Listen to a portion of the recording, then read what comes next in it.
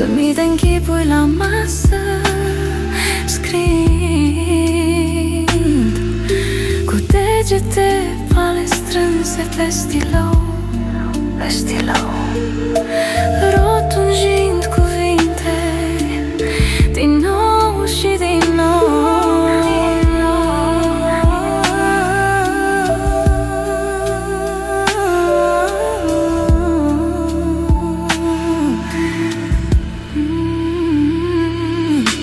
Scrie-mi o scrisoare, orice ai vrea să-mi spui, chiar de vor lăcrimă ochii tăi căprui. Urmele de lacrimi le voi netezi, și-o voi reciți în fiecare zi. Voi simți avea dorul ce mi-l porți,